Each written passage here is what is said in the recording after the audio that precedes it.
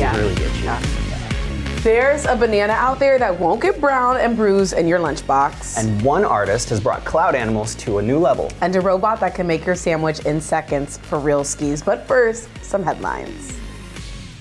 One company could control coast-to-coast train shipments for the first time. It's a new merger between two of the largest railway companies that will connect 50,000 miles of tracks across the U.S. This could speed up shipping and make getting supplies more efficient. The $85 billion deal still needs to be approved, but it would be major to connect huge cities together, like LA to New York, Dallas to Atlanta, and Boston to Denver. From railroad history to civil rights history, today marks a major turning point in American voting. 60 years ago, President Lyndon B. Johnson signed the Voting Rights Act into law. It outlawed voting practices that discriminated against Black people, making it harder for them to vote, which had been going on since the end of the Civil War. This was a big deal because once the Voting Rights Act was implemented, by the end of 1965, 250,000 new Black voters had been registered. Now, on to some current legislation.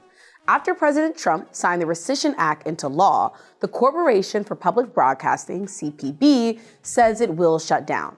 We covered what CPB is and how we got here in another show, so click here for a refresher on what happened. CPB now says it will begin an orderly wind down of its operation after 60 years of support from the government. Right now, the CPB helps support more than 1,500 locally owned public radio and television stations. Some national PBS and NPR programs are expected to remain on air thanks to other sources of funding, while the future of others is uncertain. Ever laid back, looked up, and thought, gee, that cloud looks like Charizard if Charizard was made out of a Cheeto? Well, Dublin-based artist Chris Judge uses his imagination to churn out cloud art. And come on, don't tell me you're not smiling when you see this pig, or monster, or sleeping giraffe. He's just spotted us, so he's like, hey you guys, thanks for popping up to see me.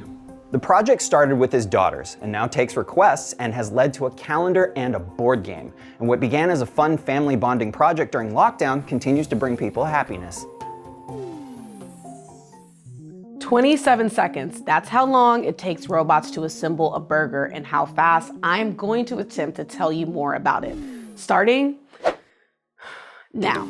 At this California restaurant, a chef grills the patties and these robots put the burgers together. There are two types of robots and burger bots working together to stack hamburgers with lettuce, cheese, sauce, onions, and pickles on a bun. The company says it's more efficient, resulting in faster food with less errors. There are humans standing by to replenish ingredients, serve the meals, and manage the restaurant, which they say helps them focus more on quality relationships with customers. How did I do on time?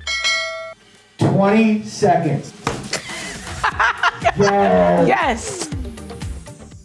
It takes more than 27 seconds for a banana to turn brown. But if you're like me, you don't like finding one in your lunch because they're kinda gross.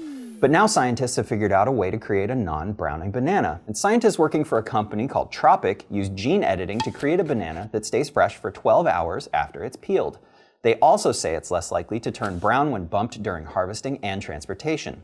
They figured out how to disable the gene that causes a banana to turn brown, and they did it without introducing any foreign genetic materials into the fruit. An estimated 33% of the produce harvested globally is never consumed because of its short shelf life, so produce which lasts longer, like these bananas, could help decrease greenhouse gas emissions from the harvesting process. And these bananas are already for sale in the Philippines, Colombia, Honduras, Canada, and the United States, alongside other food items, including a genetically modified purple tomato. And you might have heard about GMOs before, but what exactly is a genetically modified organism? That's such a good question. All right, the legal definition of a GMO, or genetically modified organism, varies between countries, but a simple way to look at it is anything which has had a part of its DNA change through natural selection or by human involvement.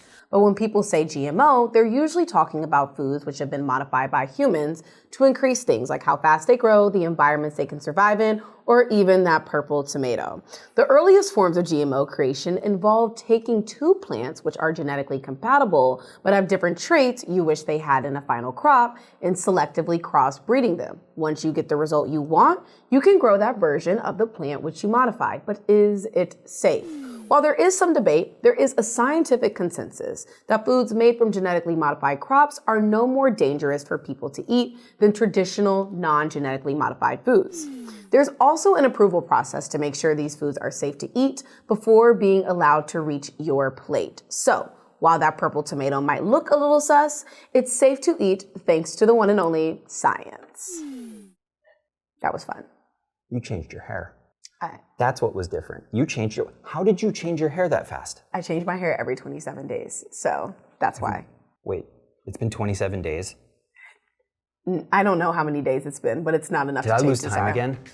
Oh my gosh. Okay, don't think about that. Let's Think focus about on it, the don't think video. about it. New video. Well, think about this instead. This video is absolutely hilarious and a little bit confusing, but I think everybody's gonna really like it. I think you're gonna like it. I think you're gonna like when you see us next week too. I think you really like that too, and I hope to see you then. Bye. Bye. Hello? Can you show us what's underneath? Oh. Okay, I'm so sorry.